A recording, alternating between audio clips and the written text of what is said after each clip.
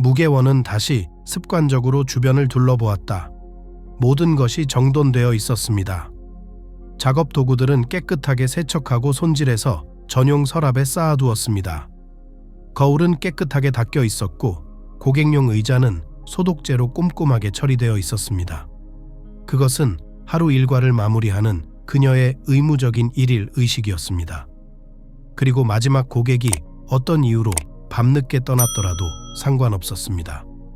작업장은 반드시 정리되어야 했고 그 정리는 완벽해야 했습니다. 무계원 대표는 이런 신념이 확고했습니다. 그것은 고객과 자신을 존중하는 일상의 행동이었습니다. 그리고 그것은 확실히 성과를 거두었습니다. 무계원은 자신의 직장이 동료들과 비교했을 때 얼마나 좋은지 은근히 자랑스러워했습니다. 이러한 차이는 특히 마스터들이 출근하는 아침에 두드러졌습니다. 이미 살롱에서 속담이 된 무계원의 단정함이 다른 사람들과 유리하게 구별된다는 점도 눈에 띄었습니다. 그녀는 성실하고 당연히 자랑스러워하며 자신의 명성을 유지했습니다. 그것은 그녀에게 큰 기쁨을 가져다 주었습니다. 그러나 오늘은 완벽한 질서에 환영받는 광경조차도 그녀에게 평소의 편안함을 가져다 주지 못했습니다. 그녀는 기계적으로 서랍을 움직이고 거대한 헤어드라이어의 코드를 풀었다가 다시 조이고 실망스럽게 거울 아래 틈새에 밀어 넣었습니다. 아니, 이 조용한 순간에 그녀에게 내려오던 평화와 평온이 사라졌습니다. 그녀는 살롱에서 바쁜 하루의 번잡함과 답답함이 지나고 갑자기 창밖의 자동차 소리로만 깨지는 평화와 고요함이 방에 내려오는 이 순간을 좋아했습니다. 어린 시절부터 무계원은 풍부하고 생생한 상상력을 가지고 있었습니다. 어렸을 때는 요정성에 갇힌 아름다운 공주 혹은 선하거나 그렇지 않은 마법사, 요정이라고 상상하며 끊임없이 연극을 연기했습니다. 그녀는 자랐지만 환상은 여전히 지속되었습니다. 때로는 동화 속 어딘가로 데려가 주변의 모든 것을 변화시키기도 했습니다. 이브닝 살롱은 이 모든 것을 위한 완벽한 환경을 제공했습니다. 거대한 거울이 반어둠 속에서 신비롭게 반짝이기 시작했고 미용사의 의자는 숨어있는 환상적인 짐승으로 바뀌었고 모든 여유 공간을 차지하고 수많은 병, 항아리, 화장품 병이 물약, 엘릭서 및 물약이 담긴 그릇으로 바뀌었습니다. 물론 유명한 미용사 무계원은 가장 친한 친구 천자태를 제외하고는 누구에게도 자신의 환상을 인정하지 않았지만 익숙하고 일상적인 세상을 완전히 다르게 만든 이 순간을 소중히 여겼습니다. 거의 동화처럼요. 하지만 오늘 무계원의 판타지도 달라진 것 같았습니다. 의자는 잠자는 유니콘이나 사자 또는 다른 전령 동물로 변하지 않고 그냥 의자에 머물렀고 대부분 낡고 허름했습니다. 샴푸, 젤, 레커, 마스크 등 여성들이 일시적으로나마 꿈의 머리카락을 얻을 수 있는 수단이 담긴 용기는 여전히 여러 가지 색의 라벨이 붙은 플라스틱 병으로 남아 있었습니다. 그리고 때때로 다른 세계로 통하는 통로처럼 보였던 거울은 이제 먼지와 지문이 선명하게 보이기 때문에 성가신 존재일 뿐이었습니다.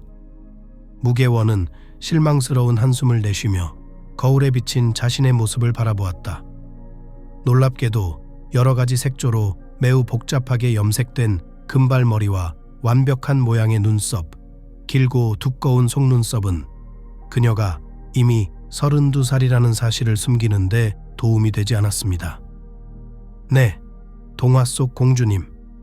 그녀는 자신을 내려다보며 웃었다. 피곤한 말처럼. 눈꼬리에서 관자놀이까지 퍼진 희미한 주름, 눈 밑에 드리운 그림자, 창백한 피부. 무계원은 마지막으로 절망적인 표정을 짓고 단호하게 일어나 출구로 향했다. 계산을 마친 그녀는 떨리는 손으로 가벼운 외투 주머니에 손을 집어넣고 광장을 가로질러 걸었다.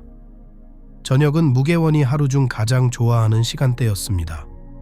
낮보다 모든 것이 더 부드럽고 조용하고 차분하며 단순해 보였기 때문입니다.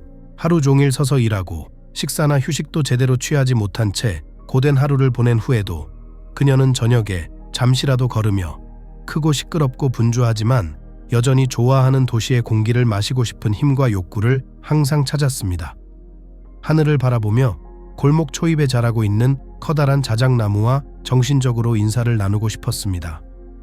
이 모든 것 역시 그녀의 오랜 습관으로 어떤 일이 있어도 변함없이 고수하며 항상 지지와 새로운 힘을 얻었습니다. 항상 그랬지만 오늘은 아니었습니다. 지독한 가을 바람이 어느 방향으로 불어야 할지 결정하지 못해 사방으로 불어 그녀를 등 뒤로 밀고 머리카락을 눈에 던진 다음 갑자기 진로를 바꾸고 차갑고 드문 빗방울을 그녀의 얼굴에 던졌습니다. 찢어진 회색 구름이 하늘을 가로질러 달렸기 때문에 그들을 생각하고 싶지 않았고, 젖은 자작나무는 잎이 떨어져서 오랜 친구라기보다는 해골처럼 보였습니다. 평범한 저녁 산책은 보통 일의 피로를 덜어주는 긍정적 감정을 가져오지 않았습니다. 무게원은 짜증스럽게 주위를 둘러보다가 포장도로에서 천장까지 높은 창문으로 아늑하게 반짝이는 작은 커피숍의 문으로 단호하게 발걸음을 옮겼다. 내부는 따뜻하고 조용했으며 커피와 신선한 페이스트리 냄새가 진하게 풍겼습니다. 그 냄새가 너무 먹음직스러워 무게원은 배가 너무 크게 울렁거려서 혹시 다른 사람이 들었는지 두려운 마음으로 주위를 둘러보았습니다. 그녀는 망토를 벗어 옷걸이에 걸고 입구 근처에 있는 쿠션이 있는 작은 소파에 몸을 푹 뉘었다. 몇 분 후 그녀는 머리부터 발끝까지 고치처럼 포근하게 감싸주는 커피숍의 따뜻함과 아늑함을 느꼈습니다. 진정하고 식사를 마친 후 그녀는 소파 등받이에 등을 기대고 생각에 잠겼습니다. 최근 내내 그녀를 괴롭히던 짜증이 사라지기 시작했고, 며칠 만에 처음으로 차분하고 명료하게 생각할 수 있게 되었습니다. 그래서 그녀는 우선 자신에게만 솔직해져야 했습니다. 그녀는 분명히 혼란스러운, 아니 오히려 끊임없이 동요하는 상태였습니다. 무게원은 따뜻한 카페에 앉아 있는 것이 아니라 가을 날씨를 헤매고 있는 것처럼 어깨를 으쓱하며 두 번째 카푸치노 한 잔을 집어들었다. 좋아하는 음료를 한 모금 마시는 것은 분명 즐거운 일이었지만 그녀는 이전에 마셨던 것과는 비교할 수 없다는 것을 몇 번이고 깨달았습니다. 그녀는 아직 다 마시지 않은 커피 잔을 밀어내고 다시 몸을 뒤로 젖혔습니다. 그녀는 자신을 진정시키기 위해 최후의 수단을 거의 다 써봤지만 아무 소용이 없었습니다. 상황이 생각보다 심각합니다. 그녀는 더 이상 멍청하게 굴지 말고 왜 이런 일이 벌어지고 있는지 스스로 인정하고 탈출구를 찾아야 합니다. 그것이 그녀가 해야 할 일입니다. 결국 최악의 상황은 그녀의 끔찍한 상태와 기분이 그녀의 일에 반영되기 시작한다는 것이며, 이것은 용납할 수 없습니다. 그녀가 정신을 차리지 않으면 누군가를 초록색으로 칠하거나 머리를 대머리로 자를 것입니다. 도시 전체에서 유명하지는 않지만 고객들 사이에서 아름답고 꾸준하며 명성이 자자한 무게원 화백이 바로 그녀입니다. 그녀는 항상 고객이 마스터로서 자신에게 원하는 것이 무엇인지 정확하게 파악하고 있었습니다. 그녀는 머리를 자를 당시에는 여성 자신이 무엇을 원하는지 전혀 몰랐을지라도 여성이 원하는 방식으로 정확하게 머리를 자릅니다. 그녀는 고객이 원하는 색조로 한 톤도 더 어둡거나 더 밝게 염색하지 않고 정확히 고객이 원하는 색으로 염색했습니다. 많은 사람들이 무게원 씨에게 지난번처럼 해달라고 기억나냐고 물었습니다. 놀랍게도 그녀는 항상 지난번을 정확히 기억하고 있었습니다. 사람들은 눈물을 흘리며 그녀에게 달려오곤 했죠. 무게원아, 여보, 저 멍청이가 날 어떻게 물들였는지 봐.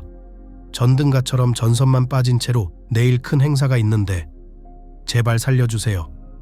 그리고 무게원이 해냈는데 그냥 해낸 게 아니라 내가 필요한 것을 정확히 해냈다. 그리고 안심한 고객은 행복하게 웃으며 무게원 씨, 당신은 기적입니다. 당신이 방금 나를 구했어요. 그리고 바로 전날 무게원 씨는 지금도 몸서리치게 기억하는 상황에 처해 있었습니다. 기적과도 같은 사고였죠. 그녀의 단골 손님 중 한 명이 염색을 하러 온 것이었죠. 무게원은 그 여성이 그다지 마음에 들지 않았지만 자신의 의견을 속으로 사기고 숨겨야 했습니다. 그 50대의 여성은 스타니스와라고 불렸다. 그녀는 연방 소비자 권리 보호국의 거물이었고 미용실 주인 최소연이 여러 번 말했듯이 손톱으로 한 대 때릴 수 있는 사람이었다. 그녀는 건장하고 동그란 얼굴의 모든 면에서 품위가 넘쳤습니다. 한때 젊고 마른 금발 소녀였던 그녀는 수년 전의 가벼움과 젊음의 작별을 고했지만 여전히 긴 금발 컬에 대한 애정을 가지고 있습니다. 무계원 씨에 따르면 스타니스와바의 색상이나 길이, 스타일링 방법 모두 자신에게 어울리지 않았지만 다른 사람들의 의견을 듣고 싶지 않았고 매달 미용실에 가서 머리 색깔을 새로 고쳤다고 합니다. 그녀는 염색한 그늘에 대해 매우 까다롭고 이상에서 조금이라도 벗어나면 완전히 화를 냈습니다. 미용실은 2년 전 최소연이 머리 색깔이 마음에 들지 않는다는 이유로 아주 훌륭한 기술자를 해고해야 했던 이야기를 기억하고 있었다. 늘 그렇듯 무계원. 스타니스와바는 엉덩이를 의자에 밀어넣으며 중얼거렸다. 무계원은 생각에서 벗어나지 못한 채 재빨리 여자의 머리를 감고 염색약을 희석하러 갔다. 변덕스러운 고객의 머리에 염색약을 바른 후 그녀는 시간을 재며 거의 다 쓴 염색약 튜브를 만지작거리며 뒤로 물러섰다. 쉬고 있나요? 평소 옆 의자에서 일하던 추민희 테크니션이 그녀에게 다가왔습니다. 깊은 생각에 잠겨있던 무계원은 움찔하며 손에서 튜브를 떨어뜨렸다. 추민희는 허리를 굽혀 튜브를 주워들고는 왠지 모르게 자세히 살펴봤다. 27번? 붉은 마호가니? 와우!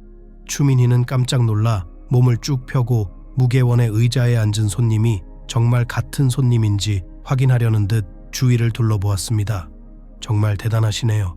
그녀는 목소리를 속삭이듯 낮추고 계속 말했다. 스타니스라와가 있죠? 그 멍청한 금발머리도 떼라고 설득했어요. 맞아요. 50살이 넘었는데도 여전히 디즈니 공주 역할을 하고 있어요. 웃기네 뭐. 무계원이 당황한 표정으로 동료에게 물었다. 무슨 소리야? 누가 누구 얘기하는 거야? 글쎄 너. 스타니스와바는 머리 색깔을 바꿔야 해. 하지만 너무 급진적이진 말자. 금발에서 갈색, 빨강으로 한꺼번에? 무계원은 방금 한 말을 이해하려는 듯 추민희를 멍하니 바라보다가 추민희가 아직도 손에 들고 있는 구겨진 염색약 튜브를 공포에 질려 쳐다보았다. 오, 맙소사. 무계원은 기지개를 펴며 황급히 자리를 떴다. 스타니스와와. 무계원은 공포에 질려 숨을 헐떡였다. 제발 가서 씻어내자. 왜 이렇게 빨라? 여자는 말을 길게 늘어뜨리며 말했다. 평소 시간의 절반이 아직 지나지 않았어요. 나는 아직 염색약이 아니라 내 머리카락을 회복시키는 영양 마스크입니다. 무계원은 필사적으로 거짓말을 하며 말을 찾으려고 애를 썼다. 마스크? 스타니스와바가 다시 물었다. 그래서 뭐? 무계원은 몸에서 생기가 빠져나가는 것을 거의 육체적으로 느낄 수 있었다. 스타니스와와. 그녀는 속삭였다. 이건 특별한 마스크야. 아주 강렬해서 너무 오래 붙이고 있으면 안 돼. 알지? 제발 가서 씻어내자. 그건 쓰레기야. 여자는 코를 킁킁거리며 의자에서 일어났다. 무계원은 스타니스와바의 머리에서 하수구로 흘러내리는 새빨간 물을 멍하니 바라보며 미용실에서 일할 시간이 얼마나 남았는지 궁금해했다. 지금 당장 이 상황을 수습할 수 없다면 세상을 살아갈 수도 없을 것 같았다. 다행히도 염색과 탈색 사이에 많은 시간이 지나지 않았고 스타니스와바의 머리카락은 약간만 어두워졌을 뿐 짙은 붉은색으로 변하지는 않았습니다. 무계원은 실수를 감추기 위해 최선을 다해 고객의 머리카락을 원래의 금발로 되돌렸습니다. 뭔가 잘못되었습니다. 2시간 동안의 조작 끝에 스타니스와바는 불길한 표정을 지으며 거울 속 자신을 바라보았습니다. 아? 그녀는 비명을 지르며 무계원에게 시선을 옮겼다. 스타니스와와. 무계원은 완전히 마른 목구멍에서 단어를 짜내려고 애썼다. 조금 더 어둡게 했어요. 당신이 자신을 좀 더 다르게 볼 수 있게요. 더 어둡고 진한 색이 더 잘 어울릴 것 같아요. 살롱에 있던 모든 사람들이 무게원이 위험에 처해 구조가 필요하다는 것을 깨달았습니다. 기술자들은 하던 일을 멈추고 스타니스와가 앉아있는 의자 주위로 모여들었고 엄한 황후의 표정을 지었다. 오, 정말 멋지네요. 멋지다. 놀라운 그늘이네요. 당신의 눈동자색을 돋보이게 해줘요. 방금 15년을 잃었어. 떨어뜨렸어. 의자 밑을 봐도 될까요? 멋지네요. 친절한 영혼의 소녀들은 말 그대로 스타니스와에게 열광적인 문구와 칭찬으로 샤워를 했습니다. 그리고 무게원에게 소리를 지르는 것은 적어도 지금 당장은 조금 부적절했습니다. 그래, 알았어. 어디 보자. 그녀는 일어서서 작은 항구를 떠나는 거대한 순양함처럼 살롱을 빠져나갔다. 무게원은 의자에 쓰러져 히스테릭한 눈물을 흘렸다. 한참을 달래고 물을 주고 수건으로 닦아주고 위로의 말을 중얼거렸습니다. 자, 무게원아, 진정해. 추민희가 그간의 상황을 정리했습니다. 최소현이 미용실에 없던 건 다행이지만 저라면 최소현이 모를 거라고 생각하진 않아요. 스타니스와바가 불평하지 않더라도 본인 의지로요. 지금은 모두 친절하고 동정심이 많지만 일반적으로 자신을 파헤치고 싶어 하는 사람들이 많이 있습니다. 최소현이 그 늙은 금발 계집애 때문에 당신 같은 스승을 잃는 바보가 되지 않기를 바랄 뿐입니다. 추민희의 낙관론은 근거 없는 것이 아니었다. 물론 미용실 주인 최소현은 이 사실을 알고 무게원에게 견책과 벌금이라는 적당한 질책을 내렸지만 그녀는 일자리를 지켰다. 경고합니다, 무게원 씨. 마지막으로 한 번 더 말했죠. 한 번만 더 실수하면 병에서 코르크 마가에 빼듯이 나가라고요. 나가고 싶지 않았어요. 그 미용실은 상업적으로 성공한 잘나가는 미용실이었고 좋은 사람들에게 월급도 많이 줬어요. 게다가 최소현은 단골 손님들이 주인에게 팁을 주는 것도 개의치 않았고 관객들도 꽤 부유했으며 때로는 추가 보너스 규모가 다른 곳의 월급을 넘어서는 경우도 있었다. 일반적으로 무게원은 자신의 직업을 소중히 여겼고 특히 그런 말도 안 되는 일 때문에 직업을 잃고 싶지 않았습니다. 무게원은 자신을 구해준 것에 대해 감사하기 위해 소녀 마스터들에게 큰 케이크를 가져왔습니다. 스타니스와 이야기 이후 간신히 진정된 무게원은 또다시 새로운 굴레에 빠질 뻔했다. 그녀는 동그랗고 통통한 얼굴에 커다란 인조 속눈썹과 지나치게 통통한 입술을 가진 20대 소녀였습니다. 그래서 눈썹까지 길고 긴 프린지를 원했어요. 정말요? 무게원이 물었습니다. 다른 헤어스타일을 추천해 드릴게요. 아니요, 프린지가 좋아요. 무게원은 단호하게 말했다. 무게원은 별다른 관심 없이 피곤한 표정으로 소녀를 바라보다가 어깨를 살짝 으쓱하며 공구 선반으로 돌아섰다. 세상에, 그녀는 생각했다. 사람들은 거울에서 자신을 보지 않는가. 그녀에게 얼마나 긴 프린지, 터질 것 같은 뺨과 이마가 너무 좁아서 프린지를 넣을 곳이 없고 이 바보 같은 속눈썹에 머리카락이 엉킬 것이다. 왜 그들은 눈에 이 브러쉬를 붙이는가? 무게원은 고개를 들어 소녀의 놀라운 표정과 거울을 만났다. 머리빗과 가위를 들고 얼어붙은 무게원은 주위를 둘러보았다. 근처에서 일하고 있던 추민희가 무게원에게 다가와 중얼거렸다. 무게원, 너 미쳤어? 내가 방금 소리내서 말했어? 무게원은 혹시나 하는 마음에 속삭였다. 그래. 추민희는 곧바로 확인했다. 선생님, 오해하셨어요. 무게원은 의자에서 일어나고 있는 손님에게 달려갔다. 죄송합니다. 선생님 얘기가 아니라 죄송합니다. 방금 나간 여자애가 있는데 그 애도 프린지를 먹고 싶대요. 네? 그 여자애는 자신이 이 상황의 주인공이라는 것을 분명히 깨닫고 웃었습니다. 와우, 왠지 저를 애무한 사람이 당신인 줄 알았어요. 책에 감사 편지를 쓰고 싶었어요. 그러지 마세요. 무게원이 떨리는 목소리로 물었다. 안 할게요. 소녀는 고개를 끄덕이며 상황을 분명히 파악했다. 그리고 공짜로 머리도 잘라주고 염색도 해줄 거야. 그녀는 상황을 최대한 활용하기로 결정했습니다. 네, 물론이죠. 무계원은 서둘러 대답했다. 다시 한번 죄송합니다. 그녀는 작은 커피숍에 앉아 지난 며칠 동안 자신에게 일어난 일, 아니 스스로에게 한 일을 되돌아보며 이대로는 안 되겠다는 생각이 들었습니다. 최근까지 그렇게 맑고 차분하고 대체로 행복했던 그녀의 삶이 어떻게 갑자기 내리막길을 걷게 된 걸까요? 왜 그녀는 무계원일까요? 좋은 친구, 훌륭한 스승, 좋아하는 소녀가 갑자기 그런 상황에 처했습니다. 그녀는 혼자 앉아 빗줄기가 흘러내리는 큰 창밖을 바라보며 앞으로 어떻게 해야 할지 몰랐습니다. 그녀는 항상 알고 있었습니다. 적어도 그녀는 항상 옳은 일을 알고 있는 것처럼 보였습니다. 무계원은 군인 가정에서 태어났습니다.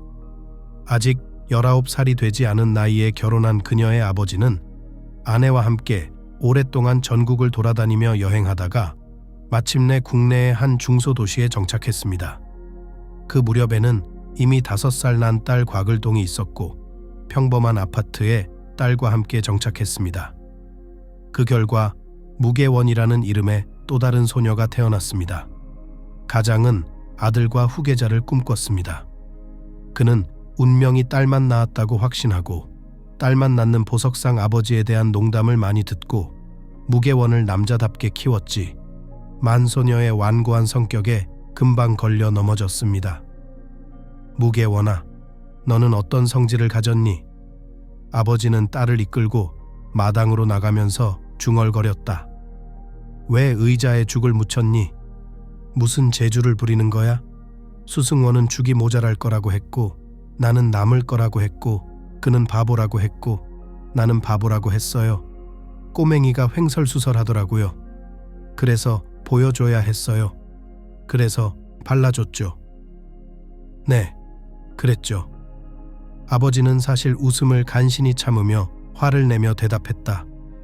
죽은 충분히 먹었나요? 충분했다. 무계원은 대화가 잘 풀려서 기뻤다. 식탁과 수승원 모두에게 충분했다.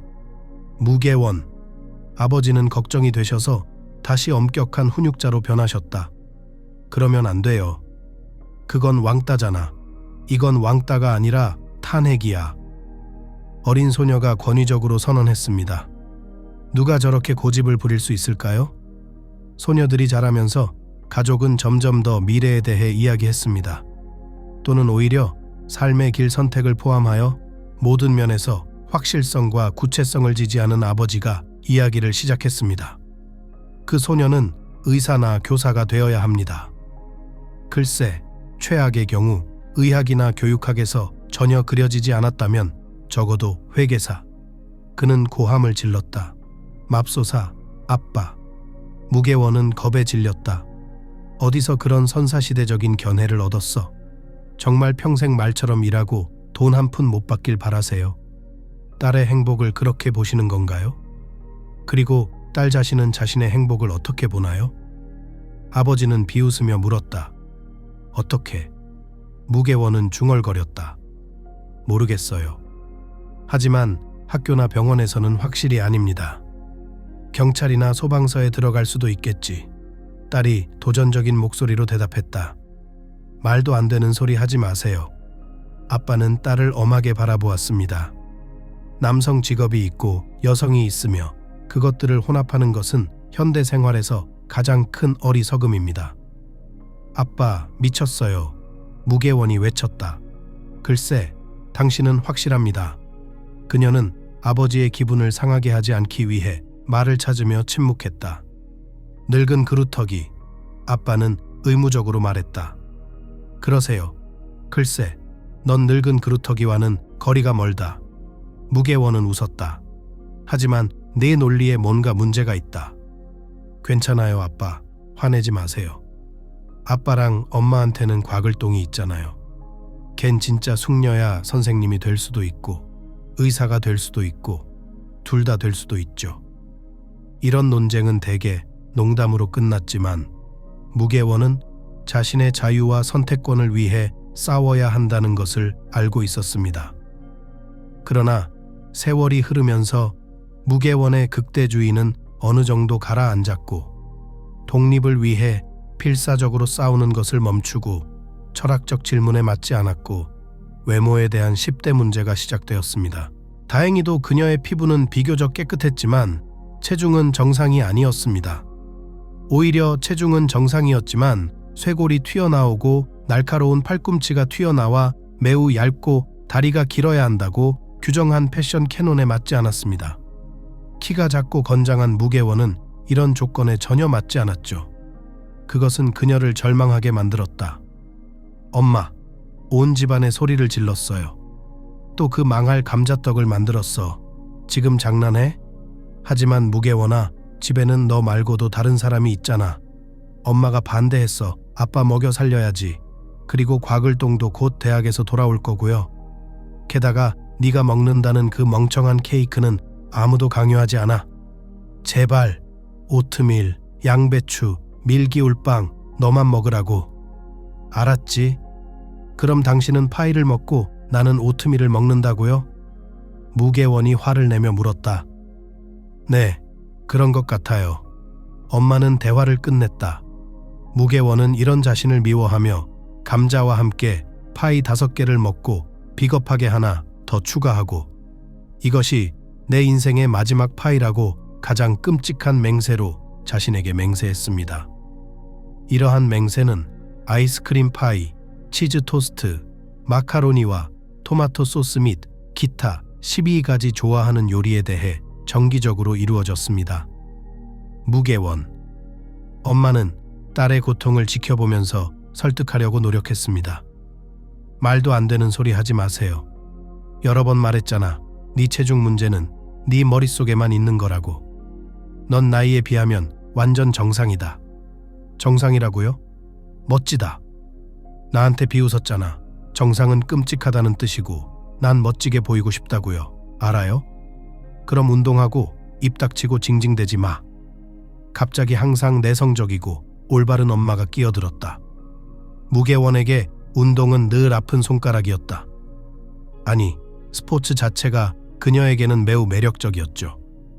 무게원은 TV로 스포츠 경기를 보는 것을 좋아했고 올림픽이나 세계선수권 대회가 열리면 밤낮을 스크린 앞에서 보내며 아빠와 함께 하키팀을 열렬히 응원했고 골이 터지면 소리를 지르고 우리 팀이 실점하면 세상을 향해 욕을 퍼붓곤 했습니다.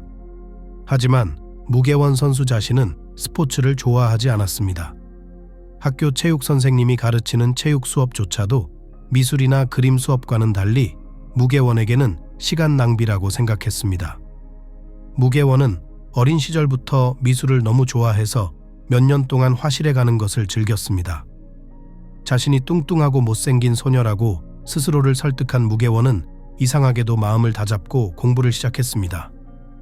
고등학교를 졸업한 무게원은 경제학부에 입학했습니다. 그러나 그녀의 부모님은 이렇게 말했습니다. 졸업장만 받으면 내가 원하는 대로 살겠다고. 그리고 아무도 나를 지원하지 않을 것이라고 말하지 마십시오. 아니요. 저는 스스로를 지탱할 거예요. 그녀가 뛰어난 경제학자가 될 수 없다는 사실은 거의 즉시 분명해졌습니다. 대학 졸업 후 무게원은 회계사로 취직했지만 한 달 만에 지루함에 지쳐 죽어가고 있다는 것을 깨달았습니다. 금액, 송장, 서류, 보고서가 그녀를 절망으로 몰아넣고 있었죠. 하루가 끝나면 자신은 구겨진 종이 한 장에 불과한 것 같았기 때문입니다. 무게원 씨는 일하며 괴로워했습니다. 당시 29살이었던 무게원의 언니 곽을동은 결혼을 앞두고 있었습니다. 결혼식은 모든 전통과 관습을 갖춘 크고 호화롭고 붐비는 결혼식이 될 예정이었습니다. 신랑 신부의 온 가족이 초대되었습니다.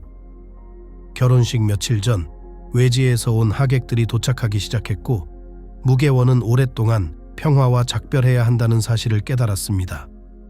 세상에, 원한다면 조용하고 차분하게 결혼식을 올리고 가족들과 함께 축하하면 되지 않을까요? 그녀는 혼자서 추리했습니다. 왜 이렇게까지 해야 하는 걸까? 군중, 소음, 감마, 비용, 그리고 드레스는? 무게원은 곽을동의 웨딩드레스와 머리에 두른 커튼을 떠올리며 눈을 동그랗게 굴렸다. 아니, 그런 건 필요 없어.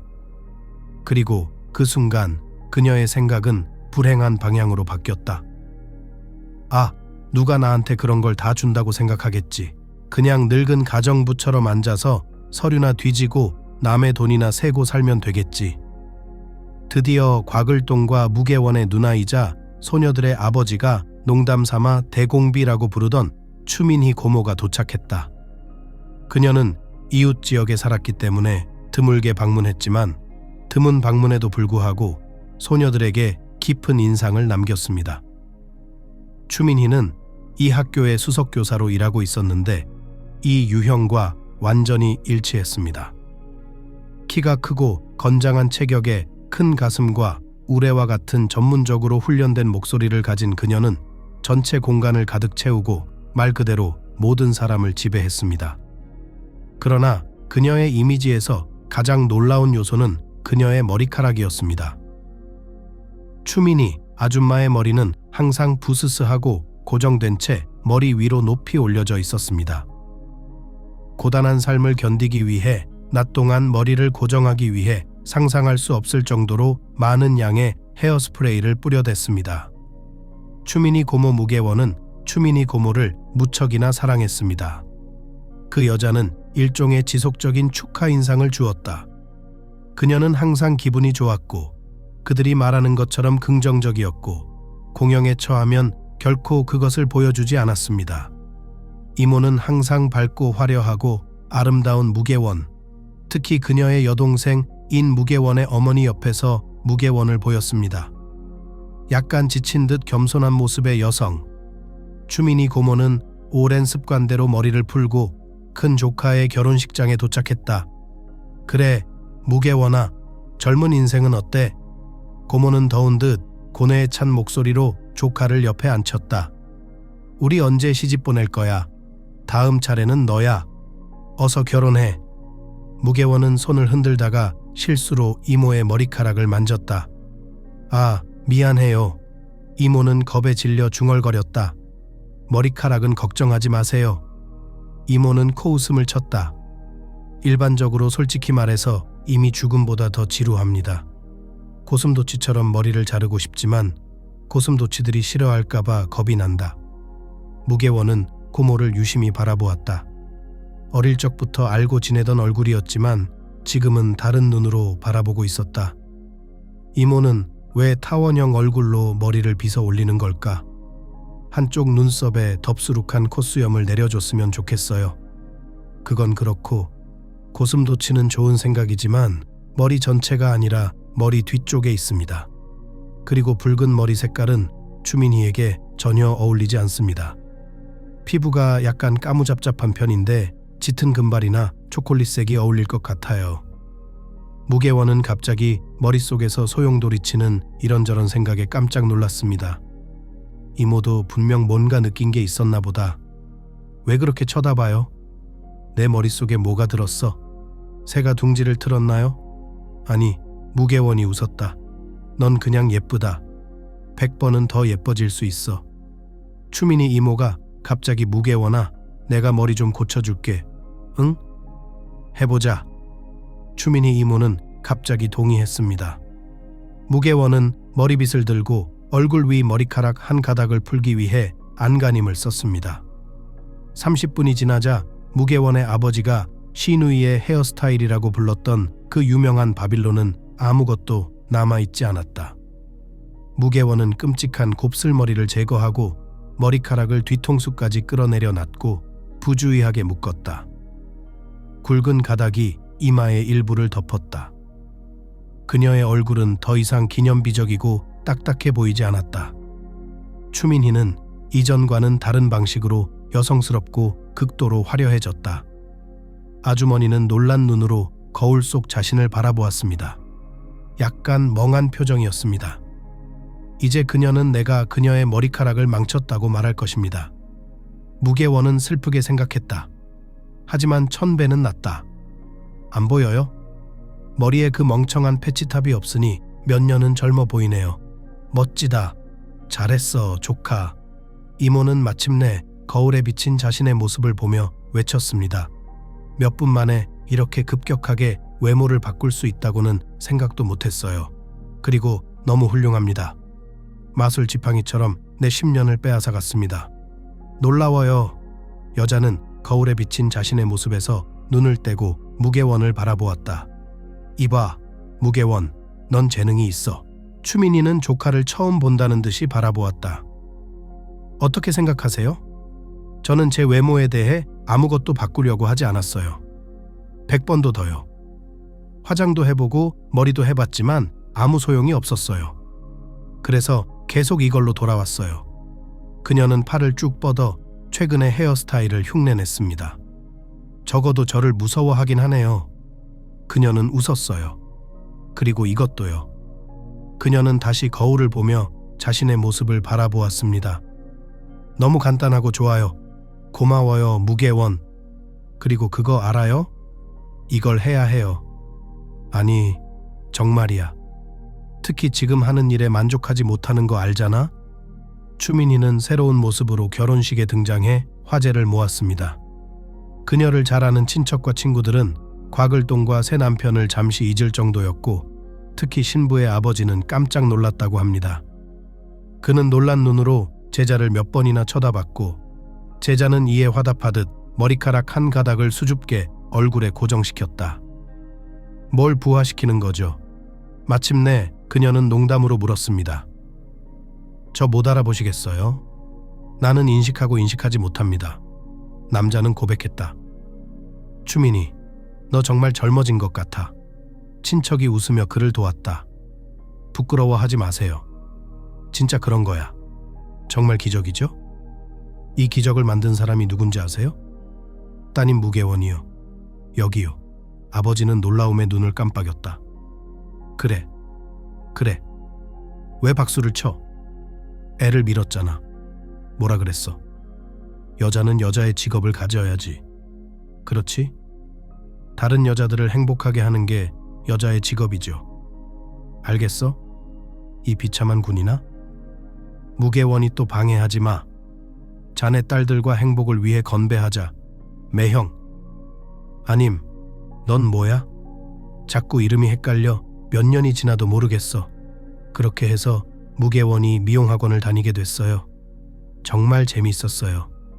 무게원은 물속의 물고기처럼 느껴지는 특별한 세계를 발견했습니다. 결과적으로 그녀는 이 직업에 대한 이상적인 사고와 상상력을 가지고 있었기 때문에 수십 가지 세부 사항에서 올바른 그림을 구성하는데 몇 초 만에 완벽한 이미지를 찾는데 도움이 되었으며, 가장 중요한 것은 항상 모든 사람을 좋아했습니다. 무게원은 단순히 사람이 어떻게 생겼는지 가장 유리한 빛으로 나타나기 위해 외모의 모든 특징을 고려해야 하는지를 보았습니다. 그녀의 생생하고 대담한 상상력은 여기서 그녀에게 많은 도움이 되었습니다. 예, 당신은 정말 위대한 마스터가 될 수 있습니다. 과정의 교사 중 한 명인 그녀를 칭찬했습니다. 하지만 우리 수업만으로는 충분하지 않아요. 스타일리스트 학교, 가급적이면 국제적인 학교를 졸업해야 합니다. 이름 몇 개 적어드릴 테니 찾아보시고 알아보세요. 무게원은 산더미처럼 많은 정보와 추천을 받았고, 안타깝게도 이 모든 교육과 추가 작업에 많은 비용이 든다는 것을 확신했습니다. 그녀 자신은 적당한 급여로 회계사로 계속 일했습니다. 그리고 그녀의 이모는 요정 대모 역할을 했습니다. 분명히 그녀는 조카의 예상치 못한 숨겨진 재능에 정말 감명을 받았습니다. 학비가 없다니 무슨 말이야. 그녀는 다음 방문 때 조카에게 진행 상황을 보고해달라고 요구하며 소리를 질렀습니다. 너 제정신이야? 내 학원비는 내가 줄게. 그리고 네 아빠, 그 늙은 플라이스펙을 흔들 거야. 아낄 필요 없으니까 사치하게 놔둬요. 어차피 저승에 가져갈 수 없으니까요. 무게원은 가족의 지원으로 명문 국제 미용학교를 졸업하고 미용사 자격증을 취득했습니다. 무게원 씨, 이모는 조카를 부유하게 하려는 의도를 멈추지 않으셨어요. 저한테 생각이 있어요. 오랫동안 연락이 끊겼던 아주머니가 있는데 이번 기회에 다시 친분을 쌓으려고요. 그분이 미용실을 몇 군데 운영하는데 거기서 일해보는 건 어떨까요? 감각을 익히세요. 내가 찾아서 얘기해 볼게요. 다음 날 추민희는 작은 미용실 체인을 운영하는 류치혜 씨와 통화를 하고 있었습니다. 반가운 인사를 주고받은 후 추민희는 자신의 제안을 설명했습니다. 옆에 서 있던 무계원은 그녀의 표정에서 이 사업객에 직원이 필요 없다는 것을 깨달았습니다. 저기 류치혜 씨, 추민희의 설명에 류치혜가 끼어들었다. 저를 오해하셨나 봐요. 미용사는 많지만 내 조카는 미용사가 아니라 장인이고 재능이 있는 사람입니다. 네, 맞습니다. 제 말이 바로 그거예요. 알았어요. 전화 기다릴게요. 그럼 됐어요. 내 고용 문제는 해결됐어. 고모가 웃었다. 추민희 고모. 무계원은 두 손을 가슴에 깍지 꼈다. 이모가 저에게 해준 모든 것에 대해 어떻게 감사해야 할지 모르겠어요. 그리고 이모가 뭘 해줄 수 있는지 알아요. 이모는 미소를 지었다. 어서 원하는 대로 그려봐요. 뭐로 칠하고 싶은데? 초콜릿? 작은 미용실에서 일을 시작한 무계원은 몇 주 만에 추민희 이모의 조언을 따라 할 수 있었습니다. 미용사라는 직업은 육체적으로도 놀랍게도 정신적으로도 힘든 일입니다. 매일 몇 시간씩 서서 팔과 허리, 목에 무리가 가는 자세로 몇 주 동안 하루도 쉬지 않고 일하는 것은 아무나 할 수 있는 일이 아니죠. 그런데 무계원 선수는 예전의 과체중 콤플렉스를 아주 빨리 없앴습니다. 심리적인 관점에서 많은 것을 견뎌야 했습니다. 수많은 사람들이 당신에게 감정을 쏟고 당신을 믿고 기대하고 요구하고 기쁘게 하고 실망하고 분개합니다. 그리고 당신은 모든 것을 품위와 미소로 받아 들여야 합니다. 하지만 모든 어려움에도 불구하고 무계원은 이 일을 통해 자신이 하는 일의 즐거움이라는 매우 중요한 것을 얻었습니다. 그것은 그녀에게 매우 중요했고 종종 그녀의 수입보다 행복한 여성의 모습이 그녀에게 더 큰 의미를 가졌습니다. 그런데 그녀의 수입도 꾸준히 증가하기 시작했습니다. 무계원 씨는 단골 고객이 생기기 시작했고 그녀의 명성은 나날이 높아졌습니다. 그렇게 몇 년이 지났습니다. 어느 날 새로운 손님이 미용실을 찾아왔습니다. 처음 온 손님인 것은 분명했지만 그녀는 조금의 부끄러움이나 쑥스러움도 없이 주변 환경과 사람들을 면밀히 살폈습니다. 오히려 그녀는 필요한 것을 얻는 데 익숙한 매우 자신감 있는 사람이라는 인상을 주었습니다. 그 젊은 여성은 살롱 걸이라고 부르는 단정한 외모로 외모 관리를 위해 전문가만 신뢰한다는 의미입니다. 그런 소녀는 중국 핀셋과 톱을 사용하여 자신의 매니큐어를 결코 하지 않을 것입니다. 그리고 그런 여성들은 철물점에서 구입한 튜브의 염료로 자신의 머리카락을 염색하는 일은 결코 일어나지 않을 것입니다. 전문적인 눈을 가진 무계원은 뛰어난 이발과 매우 높은 품질, 즉 머리카락을 능숙하게 모방한 것을 즉시 알아차렸습니다. 왜 우리가 필요한 걸까? 무계원은 혼자 생각했다. 분명히 그녀는 최근에 머리를 자른 것 같습니다. 스타일이 괜찮아 보이니 미래를 위해 잘랐나 보다. 아가씨, 저희는 예약제로 운영됩니다. 무계원은 낯선 손님에게 하는 점원의 말을 들었습니다. 괜찮아요. 그럼 예약해 주세요. 무계원은 무심하게 대답했다. 몇 날째요?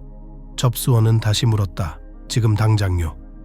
소녀는 조금의 망설임도 없이 방을 가로질러 하나밖에 없는 무계원의 의자에 앉았다. 이봐요. 그러면 안 돼요. 접수원은 그녀에게 달려갔지만 단호한 소녀를 만지기를 주저했습니다. 미리 예약을 하셔야 합니다. 할 수 있어요. 방문객은 확신에 찬 목소리로 대답하며 의자에 편안히 앉았습니다. 시간 있으세요? 이 질문은 조금 떨어진 곳에 서 있던 무계원에게 던져진 질문이었다. 무계원은 무의식적으로 고개를 끄덕였다. 그거예요. 소녀는 행복하게 말했다. 사부가 필요해요. 사부님은 자유다. 그럼 그 문제는 취소되었다. 그녀는 접수원을 노려보았다. 임강희, 괜찮아요.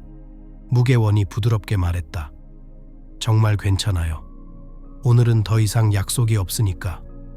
애는 내가 돌볼게요. 뭘 도와드릴까요?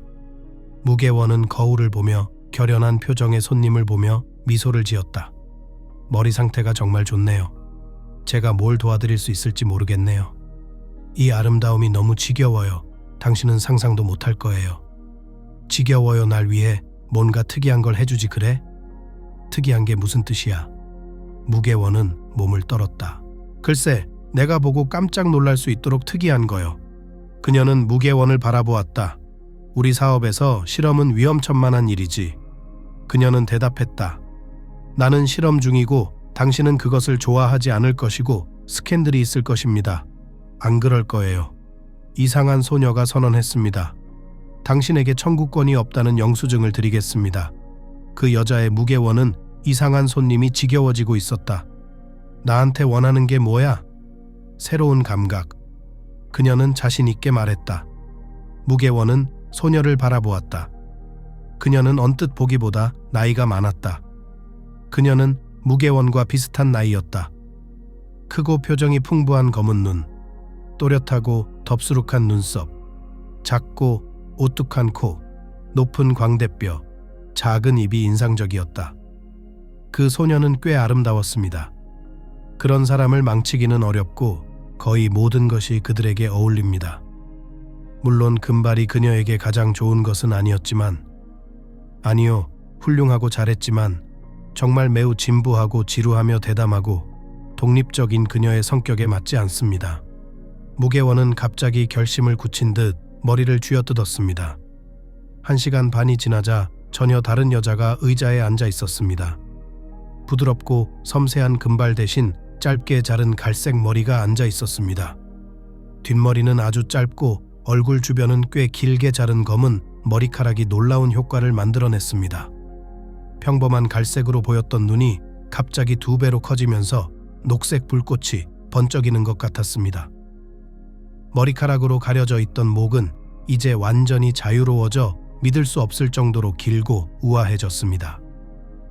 소녀의 모습에는 뭔가 매혹적이고 최면에 걸린 듯한 약간은 뱀 같은 느낌이 들었습니다.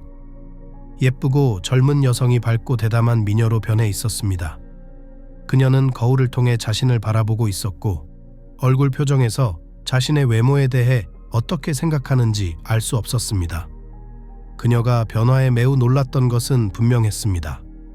하지만 기분 좋은 놀라움이었을까요? 아니면 어떤 반응을 기대해야 할까요? 침묵이 계속되었습니다. 어떻게 생각하시나요? 무게원은 물어보기로 했습니다. 마음에 드세요? 아니, 손님은 말을 끊었고 무게원의 가슴은 바닥에 주저앉아 안타깝게 흐느꼈다. 멍청한 놈 머릿속에서 뛰고 있었다. 그게 내가 원하는 거야. 짜릿하다. 무게원은 갑자기 무게원 소리를 들었다. 어이가 없네. 나 혼자서는 생각도 못했을 거예요. 너무 멋져서 무슨 말을 해야 할지 모르겠어요. 제가 원하는 대로 해줬어요. 무게원의 긴장된 얼굴에 행복한 미소가 피어났습니다. 진심과 정성을 다한 작품이 이런 반응을 얻으면 정말 기분이 좋아요. 당신은 정말 대단한 아티스트입니다. 고객은 계속해서 기쁨을 표현했습니다. 저를 받아주셔서 정말 감사합니다. 솔직히 말씀드리자면 저를 쫓아내거나 경비원을 부르실 줄 알았어요. 죄송합니다. 그런데 제 이름은 천춘자라고 합니다. 그녀는 무게원에게 손을 내밀었다. 넌 뭐야? 마법사? 무게원입니다. 그녀는 기꺼이 악수를 청했다. 잘 됐네, 무게원. 내 말이 맞다면 넌 이제 자유야. 이제 우리 같이 나가서 내 멋진 새 모습을 축하하는 게 어때? 내가 살게요. 그래도 나한테 해준 거 어떻게든 고맙다는 말은 해야겠어. 천자씨, 당신 말대로 내가 당신에게 한 짓을 당신이 갚은 거예요. 무게원이 웃었다. 아, 돈. 무게원이 손을 흔들었다. 그건 아무것도 아니야. 내가 말하는 건 그게 아니야. 느낌에 대해 말하는 거예요. 날개가 돋은 것 같아요. 새로운 결제 방식도 생각해냈어요. 그런데 저는 수석 회계사예요. 사실 내일 제가 출근하면 모두들 입이 떡 벌어질 것 같아요. 태춘자는 표정 가득한 웃음을 지었고 무게원도 웃음을 참지 못했습니다. 무게원은 새로운 사람들과 잘 어울리지 못했습니다. 소통이 그다지 중요하지 않은 직업을 가졌음에도 불구하고 고객과의 교류는 항상 살롱 밖에서 제한하려고 했기 때문이죠. 그런데 놀랍게도 무계원 씨는 이 젊은 여성에게 놀라울 정도로 편안함과 자유로움을 느꼈습니다. 두 사람은 서로를 안 지 3시간밖에 되지 않았고 그중 2시간은 무계원의 바쁜 업무로 채워졌지만 왠지 모르게 그녀는 천춘자를 평생 알고 지낸 것처럼 느껴졌다. 30분 후 두 사람은 작은 식당에 앉아 맛있는 스테이크를 맛있게 먹고 있었다. 이 허름한 이발소에서는 할 일이 전혀 없었습니다. 태춘자는 확신에 찬 목소리로 말하며 그들의 대화를 당신에게로 쉽게 전환했습니다. 자네 정도의 수준과 재능을 가진 사부라면 월요일부터 어디에서 일하게 될지도 알고 있네. 정말이에요. 무계원이 웃었다. 저기 들어가는 건 불가능해요. 태춘자라는 미용실은 최고의 미용사들이 일한다고 믿어지는 시내에서 아주 유명한 곳이었다. 고객들은 몇 달 전부터 예약을 했고 한 번 일을 하려면 몇 명씩 줄을 서야 했습니다. 무계원, 너에게 불가능한 것은 없다. 태춘자는 벽에 걸린 거울에 비친 자신의 모습을 보고 고개를 한쪽으로 돌렸다가 다른 쪽으로 돌리면서 분명 기쁨을 느꼈을 것이다. 그런데 저는 그 미용실 주인을 꽤 잘 알고 있습니다. 태춘자 씨가 말했다. 그러니 아무 말도 하지 않고 그냥 내일 나타나면 되겠지. 그게 다야. 물론 어디서 화장했냐고 물어보시겠죠? 그건 그렇고 저는 유명한 미용실에서 금발머리를 했어요. 그녀는 비웃었어요. 허름한 미용실에 갔다고 말할게요. 뭐라고 부를까요? 물론 이름은 화려함의 극치입니다. 최소현이 심장마비 걸릴 거야. 자, 어서 움직일 준비를 하세요. 그런데 어떻게 허름한 이발소에 오게 됐어요? 무계원이 웃으며 물었다. 나도 모르겠어요. 태춘자가 대답했다. 운명이죠. 좀 더 익숙한 환경에서 만났다면 서로의 존재조차 기억하지 못한 채 각자의 길을 갔을 두 사람을 우연히 마주치게 한 운명은 참으로 놀라운 장난을 치고 있었다. 무계원보다 2살이나 어렸던 천춘자는 인생에서 10배는 더 많은 것을 경험하고 해낸 사람이었다. 대기업에서 격리과장으로 일했던 그녀는 비교적 어린 나이에도 불구하고 모든 복잡한 일을 잘 파악하고 있었고 재정을 손에 쥐고 있었으며 동시에 상사들도 모두 그녀의 손을 거쳤다. 하루 종일 장호, 보고서, 결제, 회의, 협상으로 가득 차 있었지만 그녀는 일과 일 사이에 존재하는 것이 아니라 삶을 즐기며 살았습니다. 천자태는 헬스장에 가고 특히 노래방이 있는 식당을 좋아했으며 암벽 등반에 능숙했고 집에 귀여운 강아지를 키웠으며 영화계의 모든 최신 소식을 놓치지 않고 파악하고 있었습니다. 한마디로 천자태는 하루에도 몇 시간씩 남는 시간이 있는 것 같은 놀라운 존재였습니다. 무계원은 놀랍게도 천춘자는 이미 지구 반 바퀴를 돌며 모든 대륙을 다녀왔다는 사실을 알게 되었습니다. 어릴 적부터 파리의 부두, 로마의 대성당, 프라하의 성을 보며 유럽 도시의 오래된 거리를 거니는 것이 꿈이었던 무계원은 이태춘자가 자신이 다녀온 도시와 국가를 나열하는 것을 듣고는 얼어붙을 수밖에 없었습니다. 별거 아니잖아요. 그녀는 극찬을 아끼지 않았습니다.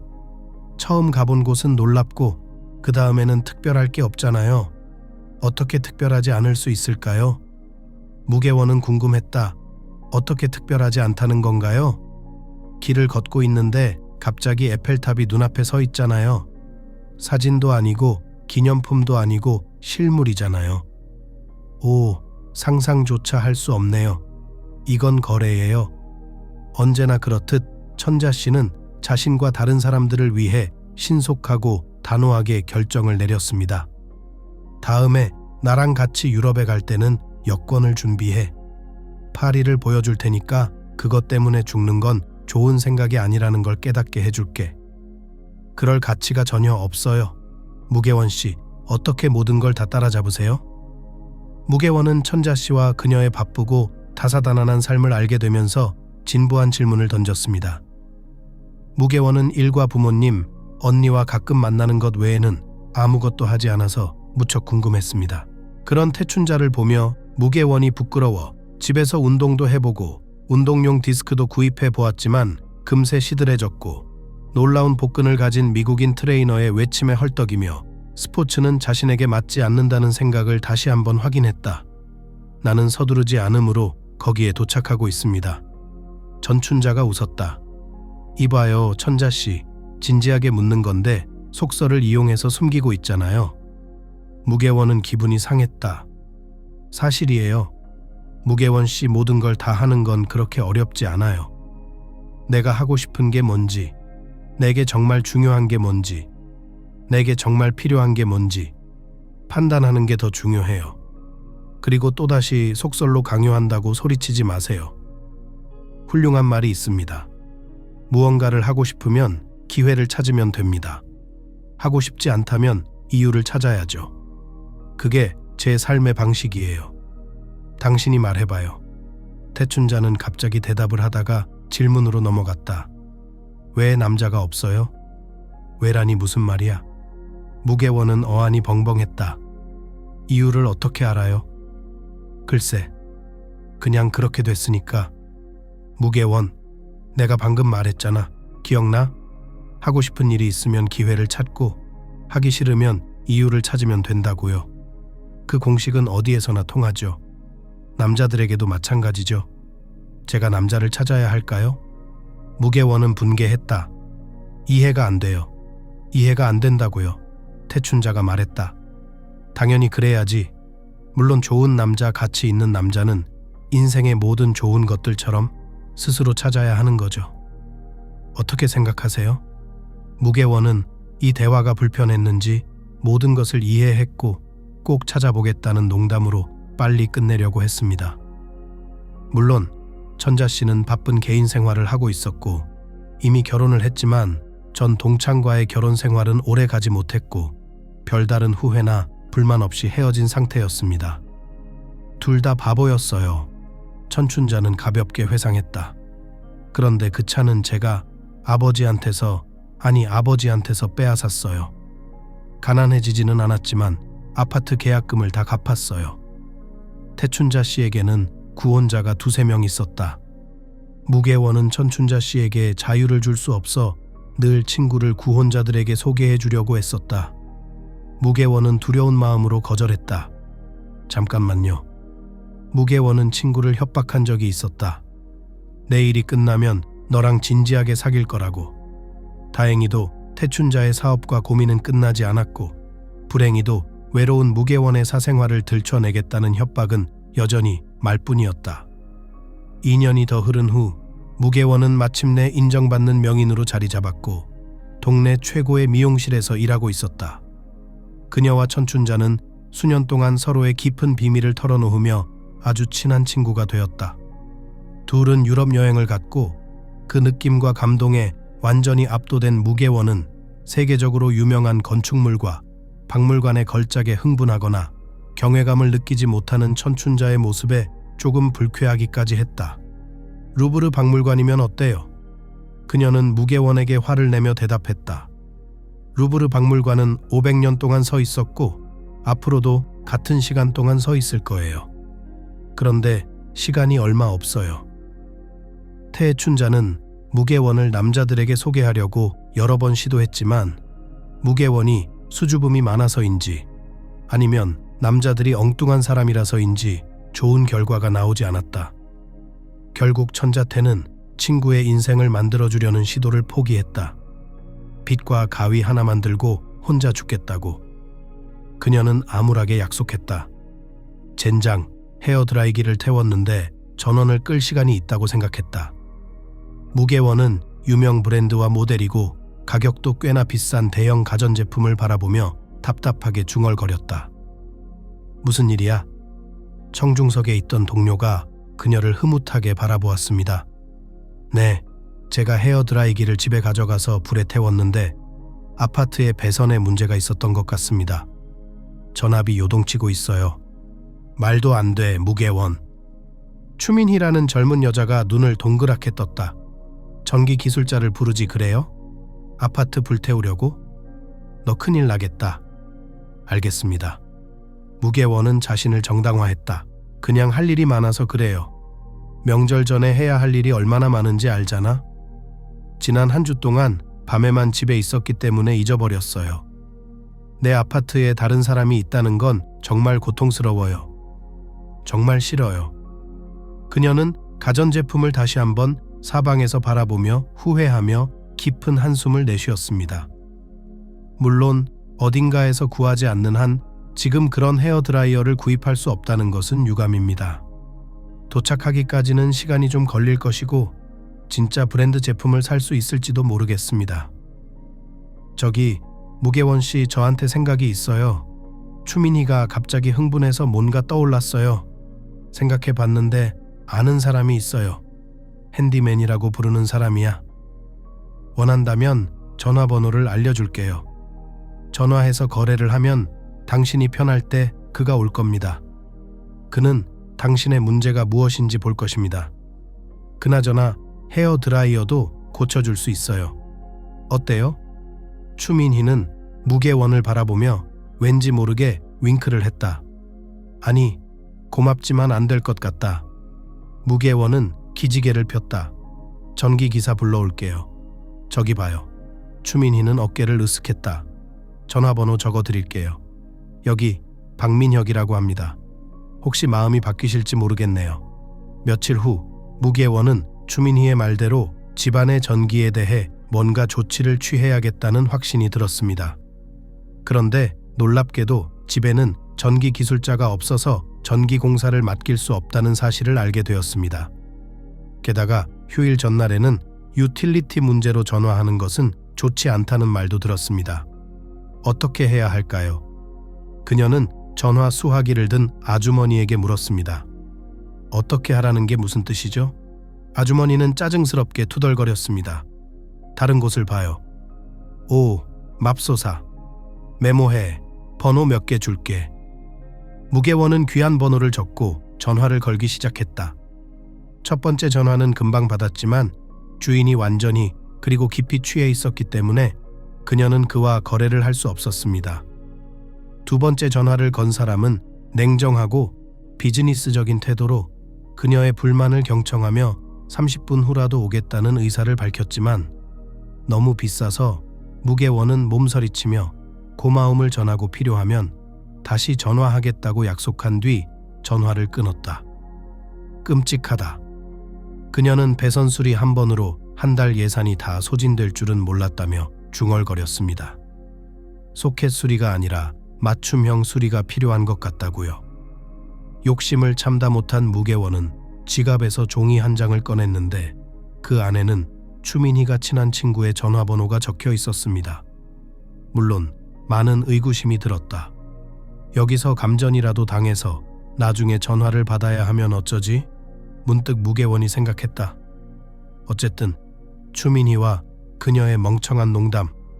나한테 어떤 남자를 준다는데 어쨌든 안 돼 이건 안 좋은 생각이다. 그녀는 전화번호가 적힌 종이를 구겨서 쓰레기통에 버렸다. 다른 방법을 찾아야겠군요.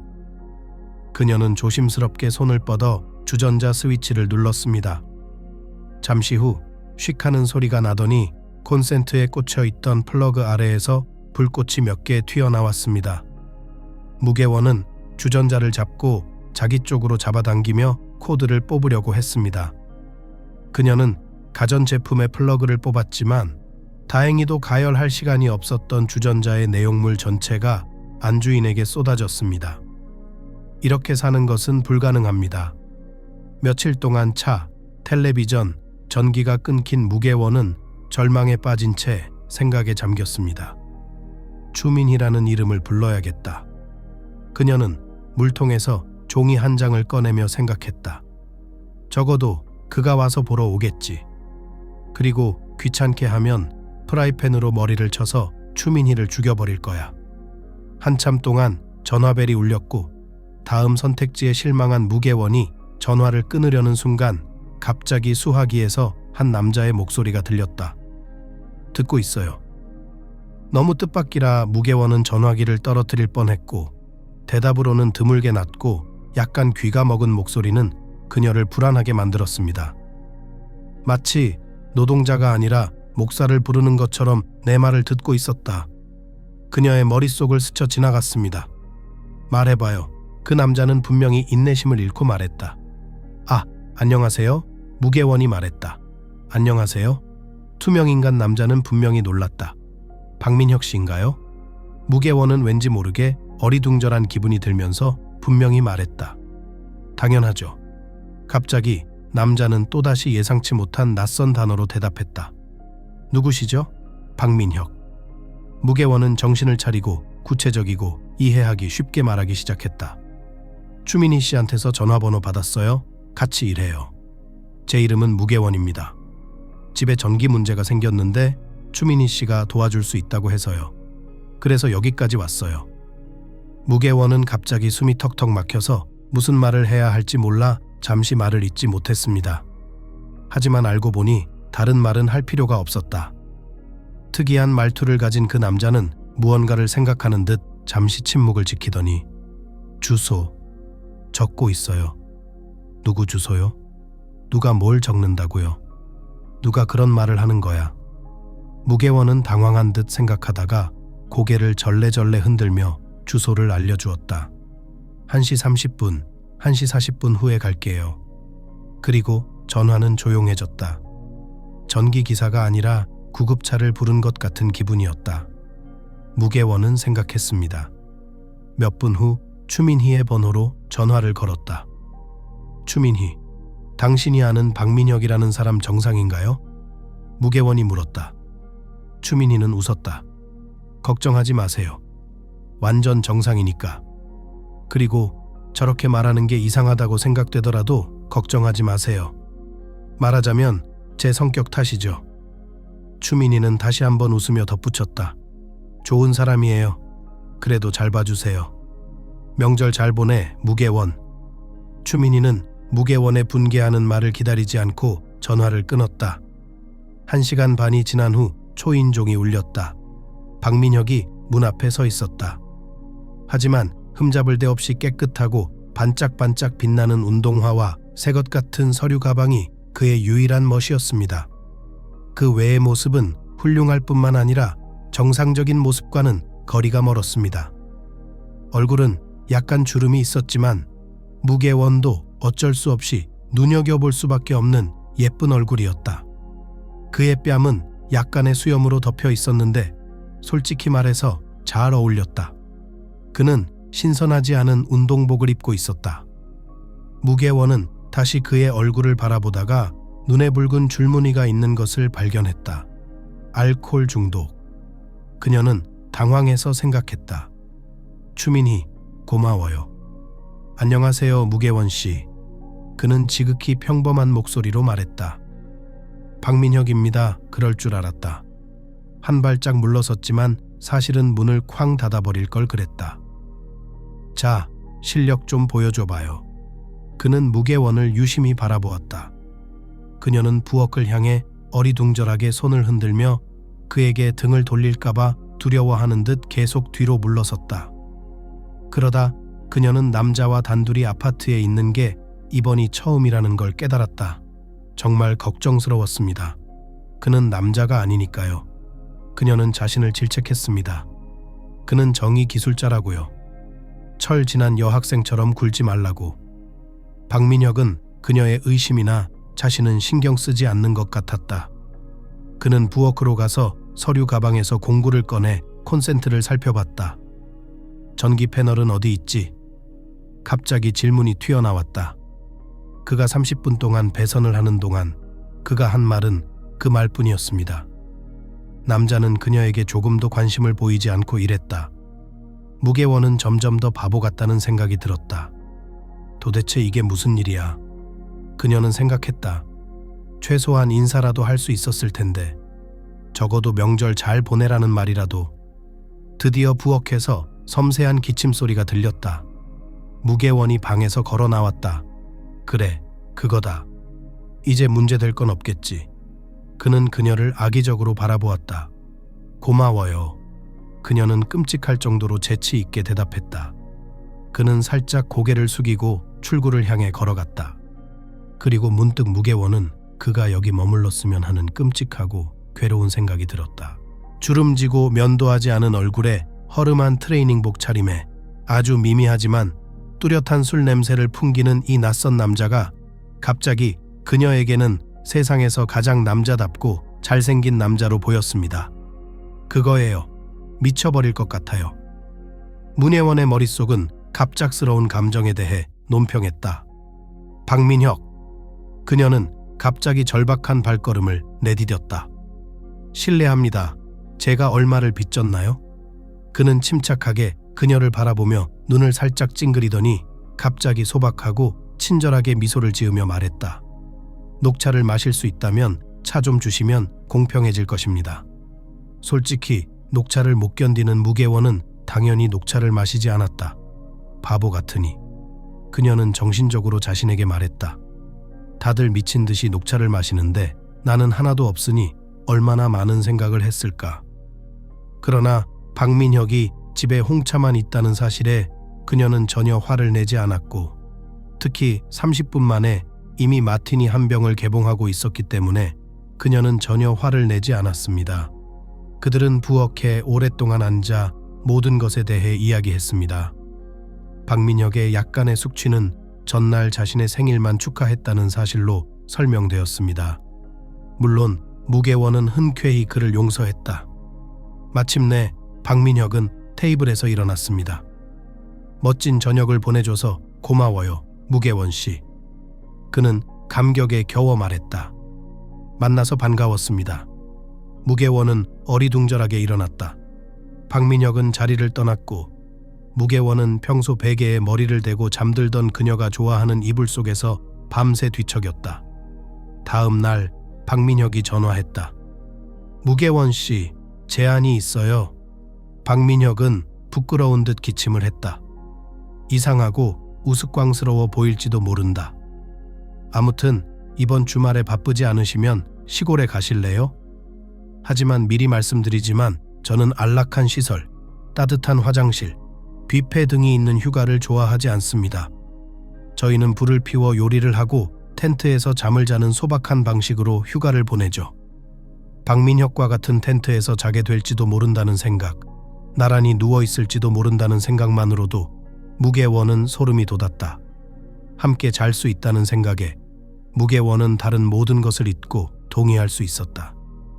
물론 어릴 적부터 싫어하던 메밀죽을 먹기란 어려웠고 불에 끓여도 메밀죽의 매력은 더해지지 않았다. 주변을 끊임없이 가렵게 하는 모기는 불 옆에 앉아있는 낭만을 망쳤습니다. 혼자 걷는다는 생각조차 무서웠습니다. 무계원 씨는 불에서 한 발짝이라도 벗어나면 벌레들이 숲속으로 몰려들어 서로를 갈라놓을 것 같다는 생각이 들기도 했습니다. 하지만 텐트에서의 밤은 모든 고통을 보상해 주었습니다. 밤은 서늘하기만 한 것이 아니라 매우 추웠고 침낭과 담요로 무계원을 조심스럽게 감싼 박민혁은 마침내 그녀에게 가까이 다가가 팔을 감싸고 잠이 들었고 남자의 친밀함에 전례 없는 감동을 받은 그녀는 밤새도록 그의 숨소리를 행복하게 들으며 누워 있었다. 무계원은 사랑에 빠졌다. 그녀는 태어나서 처음으로 사랑에 빠졌다. 두렵기도 하고 기쁘기도 했다. 박민혁을 안 지 며칠밖에 되지 않았다는 사실도, 처음 만났을 때 그가 최상의 컨디션이 아니었다는 사실도 그녀에겐 중요하지 않았다. 무계원의 역사적인 낚시 여행이 끝나고 며칠 뒤 박민혁이 전화를 걸어 레스토랑으로 초대했습니다. 그녀는 그토록 많은 시간을 들여 옷을 고르고 헤어와 메이크업을 한 적이 없었습니다. 엄청난 노력에도 불구하고 그녀는 여전히 결과에 만족하지 못했습니다. 눈의 화살표는 너무 두껍고 그녀의 모든 기술에도 불구하고 마법에 걸린 듯 머리카락은 고집스럽게 스타일링이 제대로 되지 않았으며 그녀가 선택한 드레스는 갑자기 무미건조하고 현대적이지 않은 것처럼 보였습니다.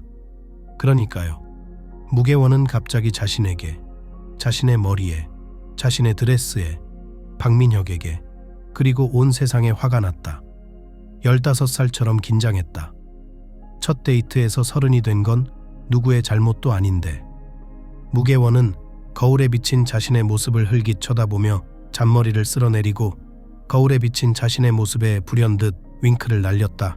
자신을 고혹적으로 보이게 하려는 엄청난 노력은 무계원의 판단으로는 완전히 실패했지만 기다리던 테이블에서 그녀를 만나러 올라온 박민혁의 얼굴에는 감탄이 가득했다. 귀엽다. 그의 눈빛이 따뜻하게 빛났다. 무계원. 그녀가 자리에 앉자마자 그는 말했다. 너랑 진지하게 얘기하고 싶어. 나랑 결혼해줘. 무계원은 처음으로 자신이 있는 식당을 둘러보았고 그의 말의 의미를 깨닫는데 한참이 걸렸다. 그녀는 다시 물었다. 무계원 씨, 사랑해요. 내 아내가 되어주세요. 박민혁은 마치 웨이터에게 메뉴를 부탁하듯 대답했다. 박민혁, 이거 무슨 장난이야? 그녀는 박민혁을 바라보았고 그는 웃으면서 고개를 부정적으로 흔들었다. 그럼 미쳤군요. 무계원은 의아해하기보다 긍정적으로 말했다. 그는 손을 내밀어 그녀의 손바닥을 잡았다. 당신이 무슨 말을 하려는지, 이 일을 알게 된 사람이 무슨 말을 할지 알아요. 우리가 서로 안지 며칠 안 된 건 사실이지만 그건 중요하지 않아요. 무계원 씨. 때때로 사람들은 수십 년 동안 서로 옆에 살면서도 낯선 사람으로 남아있고 때로는 몇 분이면 옆에 있는 바로 그 사람이 내 삶과 운명에서 유일한 사람이라는 것을 깨닫기에 충분합니다. 그리고 그런 행복이 갑자기 일어나면 아무것도 놓지 말고 붙잡고 놓지 마십시오. 그리고 일반적으로. 박민혁은 무계원의 손을 놓아주고 의자의 뒤로 기대어 약간 아이러니한 어조로 말했다. 겁내지 마세요. 아직 시간 많으니까. 내 제안은 정말 진지하지만 말하자면 예비적인 제안이야. 나는 그런 단계에 대한 준비가 되어 있지 않고 반지조차도 없습니다. 저뿐이에요. 당신을 잃고 그리워하는 것이 정말 두렵습니다. 어쨌든 당신을 사랑하고 다른 사람은 필요 없다는 것만 알아주세요. 하고 싶은 말을 다 한 박민혁은 침묵을 지켰다. 무계원 역시 방금 들은 말과 지금 내면에서 끓어오르는 감정에 완전히 충격을 받아 침묵을 지켰다. 나도 그를 사랑하지? 그녀는 갑자기 깜짝 놀라 깨달았다. 네, 사랑해요. 그리고 우리가 서로를 안 지 5일, 18시간이 지났다는 건 상관없어요. 그에 대해 아무것도 모른다는 것도요. 전혀 상관없어요. 그저 그가 제 곁에 있어주기만 하면 돼요. 저를 여자로 만들어주는 유일한 사람이니까요.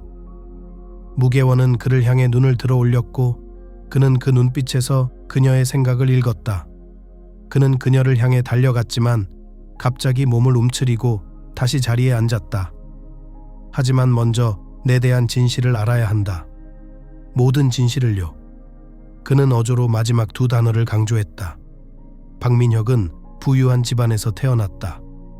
아버지는 성공한 사업가였고 어머니는 일을 하지 않아도 될 만큼 여유가 있었지만 아들, 딸인 아이들을 돌보지 않았다. 사실 아이들은 혼자서 자랐다고 합니다. 제발요. 그녀는 드물게 가족 문제를 논의할 시간이 생기면 남편에게 이렇게 말하곤 했습니다. 말도 안 되는 소리를 할 시간이 없다고. 너무 바쁘다고요. 학교, 수업, 코스. 10대들은 스스로 알아서 해야 하는데 박민혁의 누나라는 여자아이는 잘 해냈지만 박민혁은 그렇지 못했습니다. 처음엔 새로운 인상을 주기 위해 친목 모임에서 약을 먹었고 그 다음엔 더 먹었습니다. 1년 후 박민혁은 마약에 손을 댔습니다. 그는 점점 더 많은 돈이 필요했고 곧 용돈으로 가지고 있던 적지 않은 돈으로는 충분하지 않았습니다. 그는 처음에는 집에서 사소한 일로 아버지와 어머니, 심지어 누이에게서 훔치기 시작했지만 곧 양심과 품위의 잔재 또는 친척 앞에서 평범한 수치심이 그를 집에서 무역으로 이끌었습니다. 물론 그는 부끄러운 행동에 얼굴을 붉히는데 익숙한 잘 자란 소년에서 좋은 범죄자가 아니었고 다른 사람의 주머니에서 돈을 얻으려는 첫 번째 시도에서 붉은 손으로 잡혔습니다. 아들의 진실을 비로소 알게 된 아버지는 경악을 금치 못했고 자신의 인맥과 수단을 동원해 소년을 출소시키려 했지만 단호히 거절했습니다. 박민혁은 1년 동안 감옥에 갔습니다. 짧은 형량처럼 보였지만 그 정도면 충분했습니다. 그는 위와 신장이 망가진 채로 감옥에서 나왔지만 중독은 없었고 정신은 멀쩡했습니다.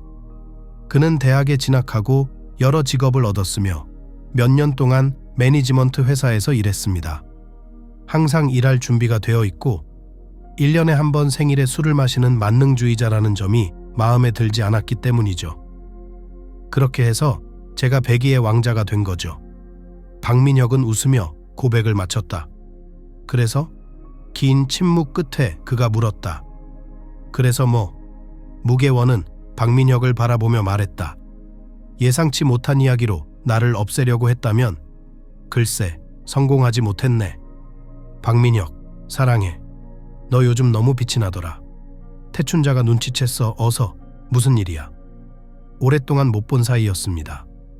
오랜 출장으로 자리를 비웠던 춘자는 돌아와 보니 친구의 달라진 모습이 눈에 띄었습니다. 갑자기 그녀는 무계원을 멈췄습니다. 그래, 그렇겠지. 드디어 남자를 찾았구나. 세상에, 드디어. 그녀는 손을 흔들며 웃었다. 무계원도 이에 화답하듯 행복한 미소를 지었다. 남자를 찾은 게 아니라 진짜 사랑에 빠졌어요. 태춘자. 내 인생에서 처음이자 어쩌면 마지막일지도 모르는. 무계원은 더듬더듬 말을 더듬으며 박민혁과의 만남에 대해 설레는 목소리로 이야기했습니다. 이야기가 진행될수록 천자의 얼굴은 점점 어두워졌고 미소는 사라진 지 오래고 눈을 가늘게 뜨고 있었다. 미쳤구나. 천자가 갑자기 말했다. 이건 질문이 아니라 사실에 대한 진술입니다. 천자씨, 이 모든 게 좀 이상하고 이상하게 보이는 거 알아요. 이상하다고요? 이상하다고요? 천자씨가 친구의 말을 가로막았어요. 완전 바보 같네요. 바보 같죠?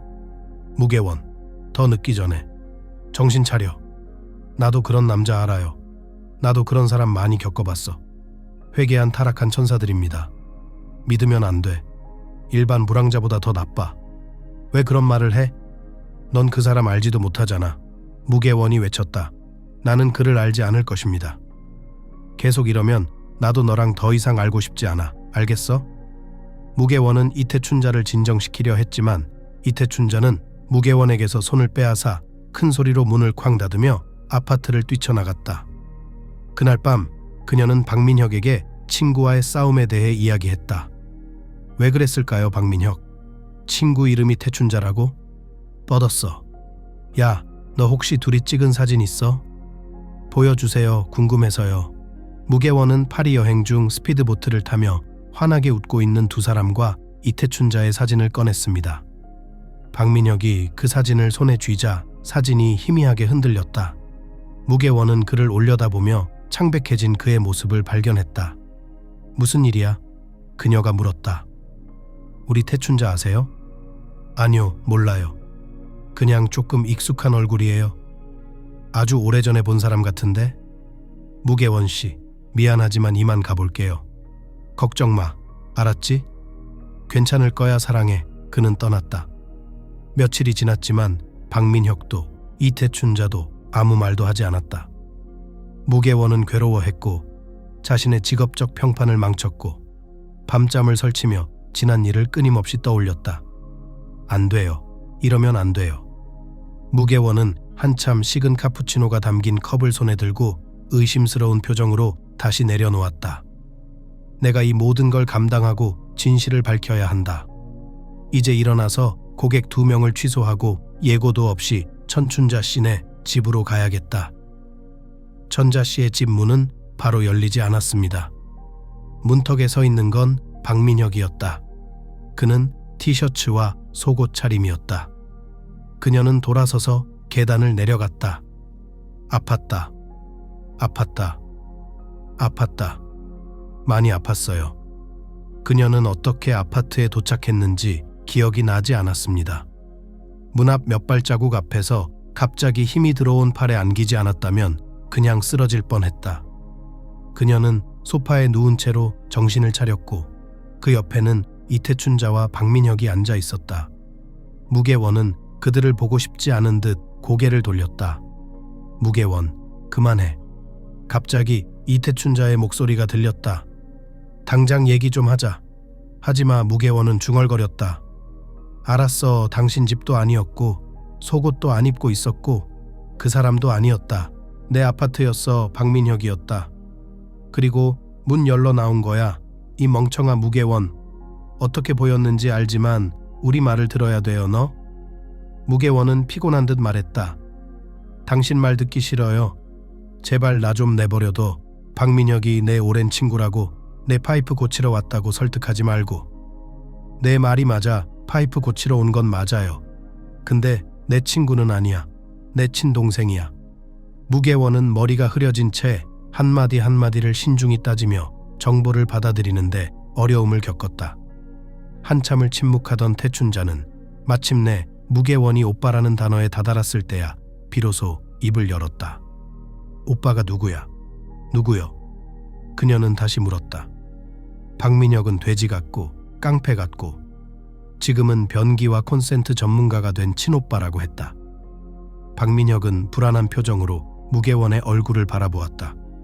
이해가 안 돼요. 무계원이 속삭였다. 아무것도 이해가 안 된다고. 무계원, 내 사랑, 미안해. 당신 태춘자가 동시에 내 태춘자인 줄 몰랐어요. 극복할 수 있을 거야. 천춘자가 끼어들었지만 박민혁은 고개를 완강히 흔들며 말을 이어갔다. 그녀를 찾아서 얘기하고 설명하고 내가 달라졌다는 걸 증명해야 했어요. 내가 변했고 널 사랑하고 절대 널 해치지 않을 거라고. 그리고 거기 도착했더니 제가 거기 있었어요. 말 그대로 파이프가 터지는 것 같았어요. 박민혁이 끼어들었다. 자기네 최고 전문가가 문 앞에 있다는 걸 감지한 듯 분출하고 있었어요. 그래서 저는 그를 아파트에 두고 호스를 들고 심부름을 하러 가게로 갔어요. 그때 전하께서 도착하셨어요. 세 사람은 부엌에 앉아서 원망과 의심, 분노를 문 밖에 두고 행복해했습니다.